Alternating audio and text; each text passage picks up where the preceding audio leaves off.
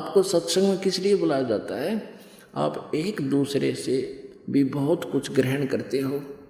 छोटे छोटे बच्चों को देखते हैं, दंडवत प्रणाम करते हैं, भंडारे में सेवा करते हैं, तो आप जी के अंदर भी उमंग होती है, मैं भी कुछ अपना हाथ से या कुछ शुभ कर्म करूं, कोई दान करूं। इस तरह की क्रियाएं यहीं सीखी जाती हैं। जब उस बहन को पता चला कि साधु संत भक्तों को भोजन खिलाने का बहुत पुण्य होता है, उसके भी प्रेरणा हुई कि मैं भी एक दिन का भंडारा करूं।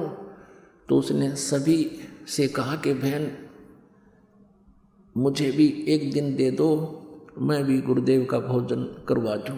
लेकिन किसी ने नहीं कहा दिया कि नहीं बहन, हमारा तो नंबर मुश्किल से आवा है, हम तो अपना समय नहीं दे सकते हैं।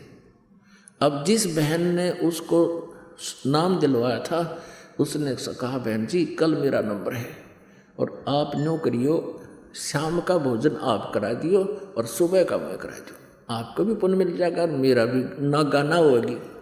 उस बहन ने बड़ी खुशी मनाई और 5-7 दिन के बाद उसका नंबर आया था वो, तो उसने बड़ी खुशी के साथ भोजन बनाया, तैयार किया, अच्छी खीर ख्यार बना के सुंदर भोजन तैयार किया।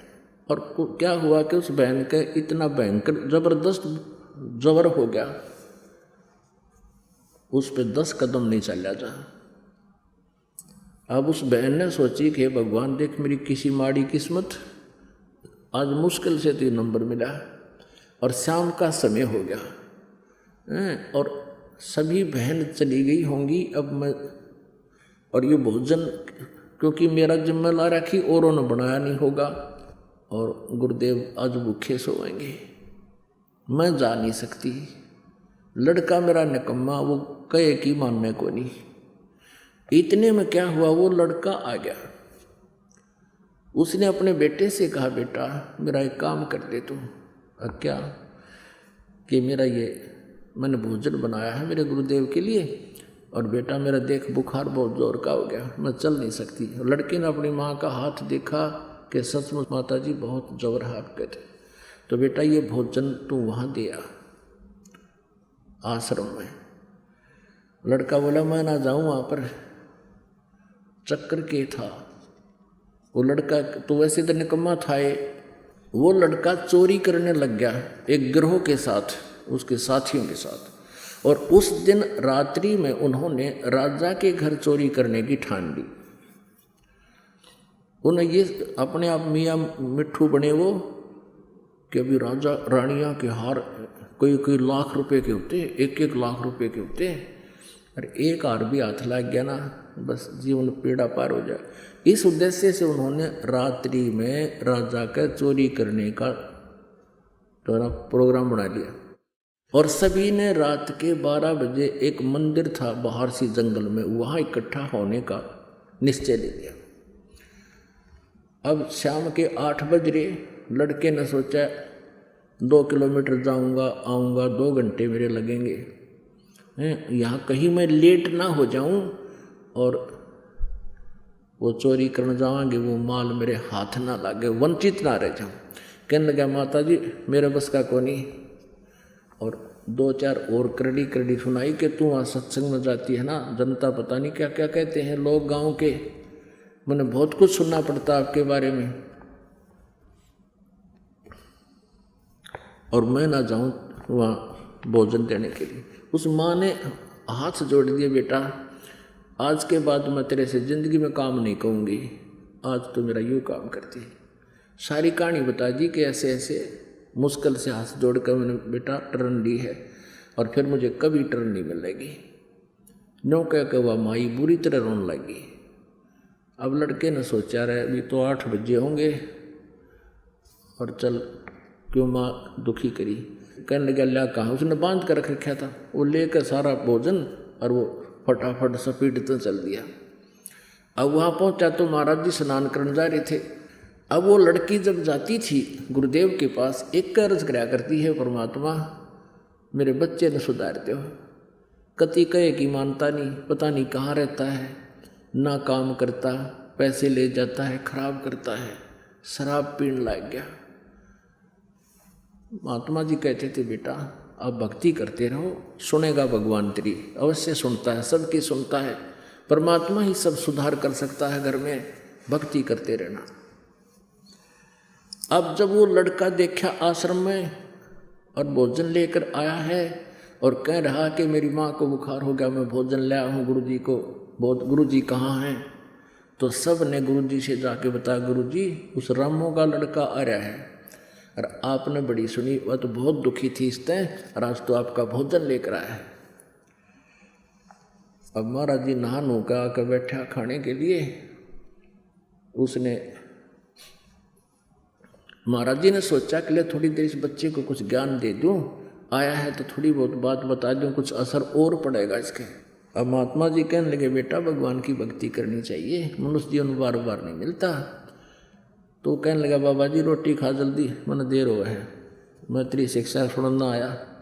महात्मा ने सोची, वह सचमुच नारायण कम्मा डांगर है। तो महाराज जी ने भोजन खा लिया और ठाक है वो बर्तन फटाफट, और उसने तो बहुत जल्दी स्पीड खींच दी। उसने तो 12 बजे का समय देखा है, रानियाँ के हार दिखे थे।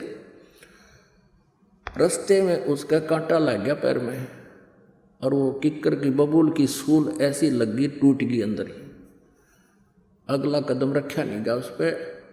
घर पर पहुंचा तो लंग करता हुआ कहीं कहीं पैर टेक रहा है और आकर वो बर्तन पटक कर मारे अपनी माँ के पास कि गया था तेरे सत्संग में, तेरे गुरुजी के दर्शन करे, आज मेरा कांटा लग गया और तने जान दूँ निकल और ना मैं कदे जाऊँ हैं, और तू तो ऐसी बात बनाया करती, मेरे गुरुजी ऐसे हैं ऐसे हैं। अब उस माई ने सोचा, हे भगवान देख मेरे किसी खोटे कर्म, हे परमात्मा इसका कांटा आज लगना था, अब यूँ ना मुझे जाने दे और ना आप जावे। देख किसी बात बिगड़ी,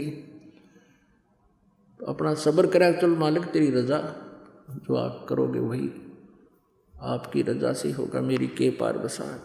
जैसा भी दुखी सुखी होकर उस बच्चे से कहा, बेटा अब तो सुबह कांटा निकलवाएंगे। जैसा देसी ट्रीटमेंट हुआ करता, तेल चाल लगा के कोई गरम गरम बांध दिया रात में, और वो पड़ा पड़ा अपनी माँ को भूंडी अच्छी कह रहा है, तने मेरा नाश कर दिया, आज पास कते नहीं जाऊँ, और वह बैठी बैठी रो रही है।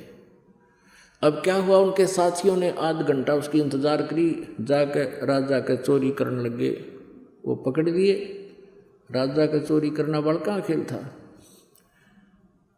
वो पकड़ लिए। तो महामंत्रियों ने सलाह दी राजा को कि हे भगवान, ये इतने खूंखार अपराधी जब राजा को भी नहीं बख्शते, आम नागरिक को क्या समझेंगे, इनको कड़ी से कड़ी सजा दी जा।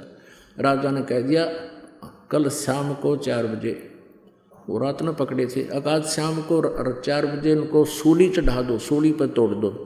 सूली होती थी पहले, एक चक्री सी होती थी, जैसे चाकी का पार्ट हुआ अगर लकड़ का, उसके नीचे से एक बहुत लंबा सरिया आर पार कर देते थे और उसको एंड पे खड़ा कर देते थे, वो चक्री को ऐसे, और इसके ऊपर उस व्यक्ति को बांध देते थे, और उसको बांधने के बाद नीचे से एक स्प्रिंग किल्ली से निकाल देते थे, वो अपने आप उस वजन में नीचे आता था।